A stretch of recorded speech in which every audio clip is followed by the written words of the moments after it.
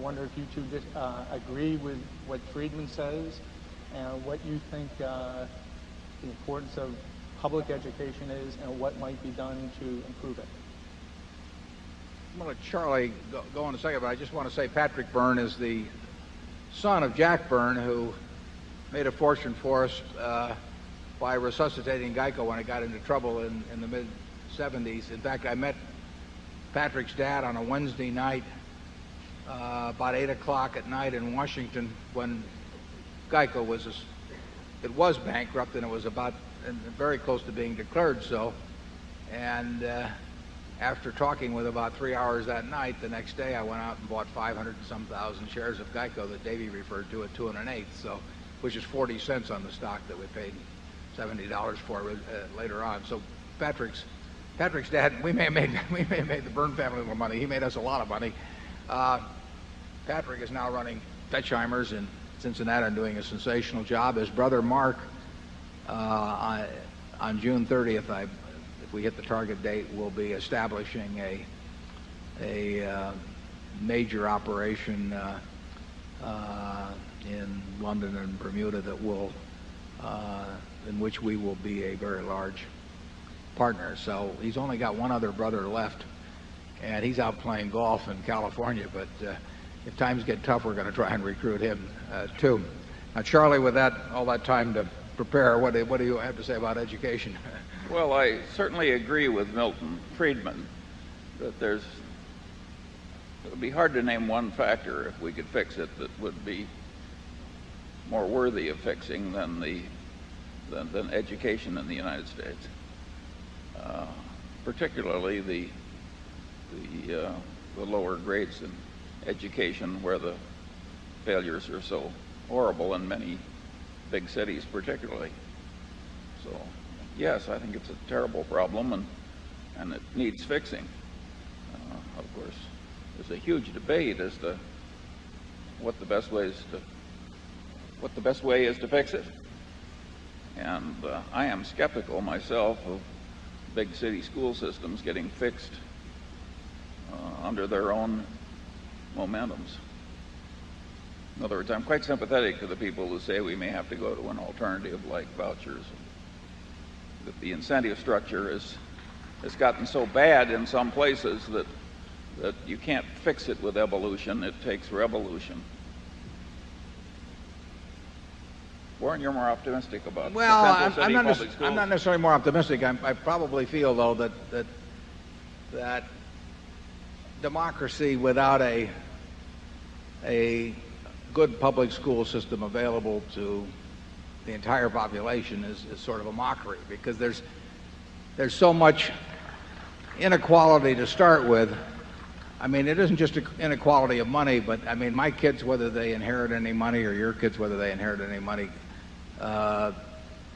compared to the kids of somebody where both parents are struggling to keep the place going, or maybe just one parent and living in poverty. I mean, it is so unequal to start with that if you accentuate that inequality by giving those who are generally higher up on the ladder also a far better education than you give those who have chosen the wrong womb, I think that's just, I don't think the society should tolerate that, or a rich society should tolerate it.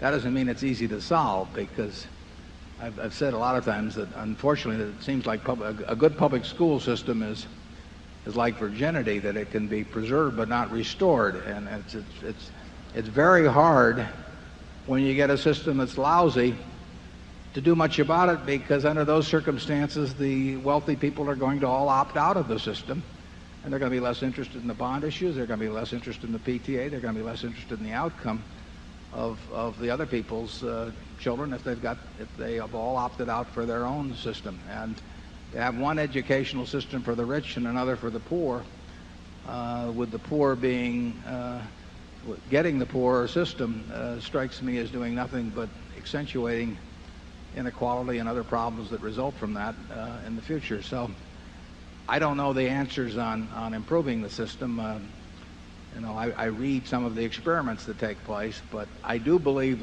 to start with, that if you have a good public school system as we do in Omaha, that you do your damnedest to to maintain that so that there is no incentive for the rich grandparent or the rich parent to say, you know, I love the idea of equality, but I love my grandchildren or my child more, so I'm going to yank him from the public school system, and then you get this sort of exodus, which leaves behind only those who can't afford to make that choice. And the problem I have with the voucher system, if there were a way, the idea of competition I like, you know, and I think a good parochial system does, for example, create a better public system, and I think we've had that situation in Omaha. But I think the voucher system, if it simply amounts to giving everyone an additional amount, simply means that the rich get X dollars of the public school system subsidized, but the poor still, or whatever that differential is, remains. I mean, you could have a golf voucher system, because I play golf. I don't play very often, but if I play at the Omaha Country Club, and you could have a voucher system so that everybody in Omaha would have more access to the country club by giving everybody $1,000 a year that played golf. But it just means it would reduce my bill by $1,000, but it still wouldn't do the job for the guy who's on the public course, because he'd still be beyond his means to move to full-scale equality with me. I don't think there's anything more important, and I agree with Charlie totally. I think the first 8 grades, you know, you can forget it after that. If you have the first 8 grades right, good things are going to flow, and if you have those wrong, you're not going to correct it as you get beyond that point. And I think that, you know, I commend Walter Annenberg on the $500 million. I think it is very tough to see results in that arena, and if you find something that is producing results, I think it should be replicated elsewhere. I think that obviously a fellow in Chicago says that the unions have caused considerable problems in getting adjustments made, but he had the political clout behind him to overcome some of those problems. It ought to be a top national priority. We have the money to educate everybody well in this country, and the question is if we got, you know, can we execute? And that's something I hope good minds like Patrick's work on. Charlie, you have anything for that? Yeah. I think when something is demonstrably failing at performing the function to which it's assigned by a civilization, just to keep pouring more and more money into a failing modality is not the Munger system. So I'm all for taking the worst places where there's failure and trying a new modality. And it wouldn't bother me at all to have vouchers only for the poor. But I think we have to do something in our most troubled schools to change our techniques. I think it's insane to keep going the way we are. So you go for means-tested vouchers, basically. Well, I don't disagree with that idea. But all I know is where it is a terrible place to fail, and part of the trouble is ideological.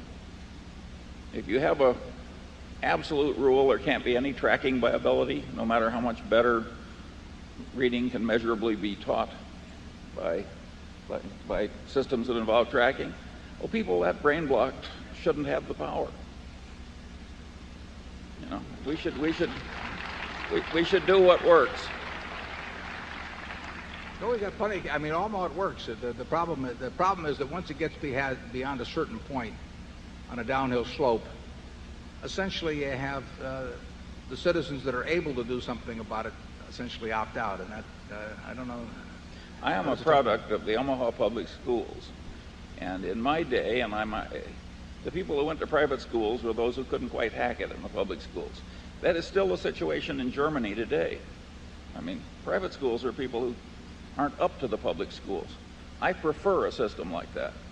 But once a big segment of that system measurably fails, then I think you have to do something. You don't just keep repeating what isn't working. Well, I agree with that.